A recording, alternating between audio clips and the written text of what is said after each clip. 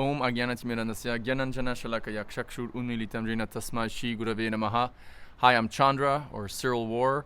Welcome to Ouch, I'm Soul, where we discuss the Bhakti tradition, the Bhakti philosophy, in other words, the devotional theology found in great classics like the Bhagavad-Gita and the Srimad Bhagavatam, which are 1,000-year-old scriptures, which I've been reading for 29 years, which are just starting to become known in the Western world, and which have been read by literally billions of people in Southeast Asia, especially in India, for millennia and millennia. And so we try to look at the world through the lens of these two sacred texts. I can testify that my life would have been really different, and I'm convinced way worse if I hadn't been, studying and coming in contact with these two ancient Sanskrit torchbearers of wisdom, which are declared as and which declare themselves as having the potency of purifying consciousness. So if you're interested in elevating your consciousness and remaining in a pure state of consciousness while living in 2022 in wherever you are, Bombay or Delhi or New York or Sydney or Paris or wherever, like a lotus that's in the water but that's not touched by the water, or like Jesus would say, in this world but not of this world, and therefore being able to live the happiest possible life you can live, then please consider subscribing. We're going through this series, right, called Becoming Dear to God. And we're looking at the last verses found in the 12th chapter of this Bible of Hinduism called the Bhagavad-Gita, this dialogue between Lord Krishna, considered to be the supreme person or God with a capital G, and his dear devotee Arjuna. And so at the end of the 12th chapter, there's a series of these beautiful verses where Krishna or God is saying, okay, one who acts like this, one who exhibits this quality is very dear to me. Is very dear to me. And that's important for us to remember, because if we're just living a life just for whatever, for accumulating money and having as much sensual pleasures as possible, and who cares what happens after death, then yeah, who cares, right? But if we have made a choice, or we are making a choice to try to live a life dedicated to the supreme, dedicated to the divine, then it behooves us to, remember and remind ourselves of what type of behavior, I'm going to adjust my microphone, what type of behavior is dear to God, so that we know how to act, or we can remember how to act properly. And that's why these last 12 or whatever few verses from the 12th chapter are really relevant for all of us. So here we're going to go over two points here, where Krishna says one who is free from, and we already dealt with free from exulting, free from intolerance, and now one who is free from fear and affliction. That one too is dear to me. So being free from fear, you have these bumper stickers, no fear, but like, are we really what does it mean to have no fear? What does it mean to be free of fear? Well, there's a verse in the Srimad Bhagavatam, in the 10th canto of the Bhagavatam, which, and I don't remember the Sanskrit, but it says that fear is generated when one falsely identifies with the physical body.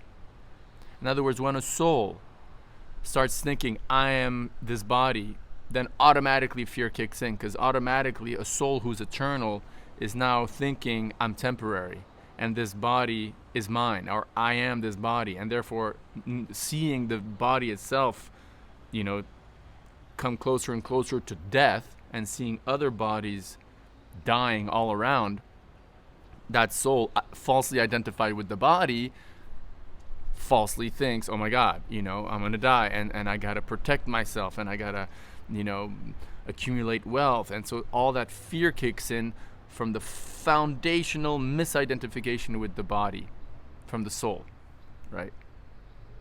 And then tied into that is this notion of lamentation or affliction.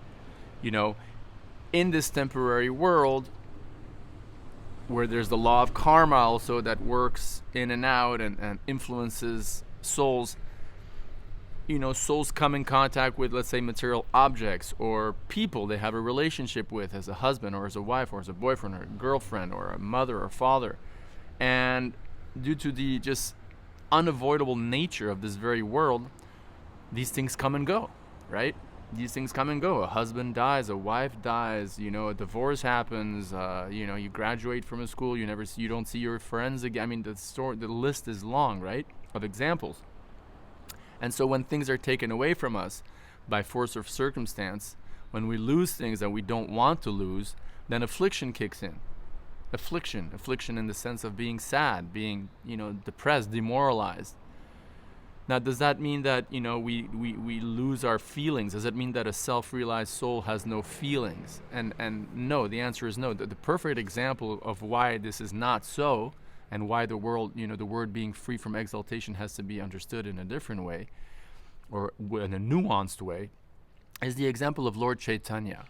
For those of you who don't know about Lord Caitanya is accepted by the Gaudiya Vaishnava Hindu tradition as being Krishna or God himself, who appeared about 500 years ago in West Bengal, India.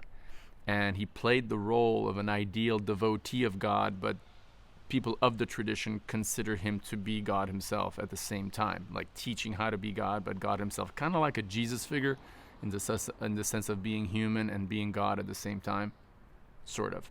Yeah.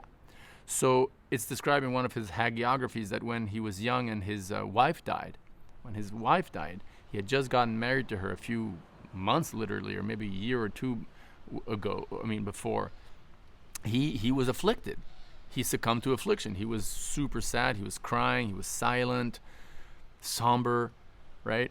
So if Lord Caitanya felt affliction when his wife, his eternal associate, Lakshmi, passed away, quote unquote, and we're not going to get into the details of how do you explain the eternal associates of God leaving their bodies, quote unquote, but the simple thing I'm trying to focus on is that Lord Caitanya showed affliction. But then after showing affliction for a few hours or a few days, whatever, then he gave a moral lesson to his family members and kicked back into theological mode, reminding everyone, relationships down here are temporary, they come and go, nothing belongs to us, we're just passing through. You're right. So my limited take on this verse, on this statement that being free from what's it called, from affliction, must mean being free from affliction all the time. In other words, being in a perpetual state of lamenting things that we lost. That's not dear to God.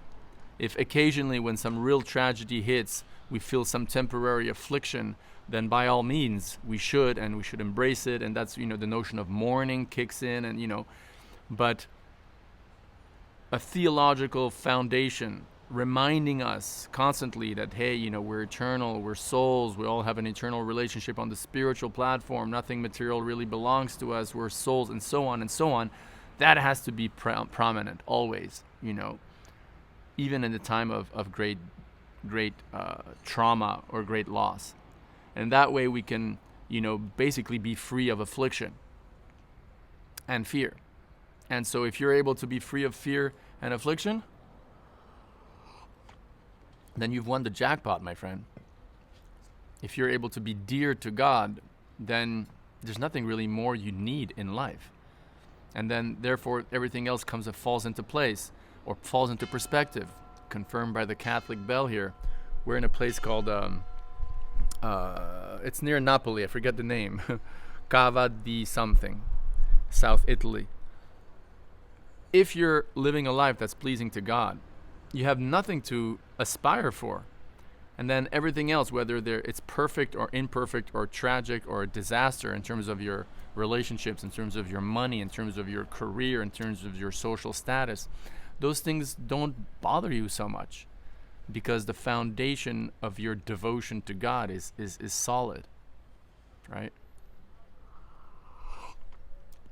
So if we can somehow manage to have a strong spiritual foundation at all times, by reading these ancient wisdom texts. By the way, if you have any questions on this topic, and if you agree, how do you think we should become free from affliction and fear? You got some other ways to get free? Mention it in the comments. And in the description of this video is a link to the books by Prabhupada, the translations and commentaries to those two texts that I speak on this channel. Highly recommend you read them on a regular basis.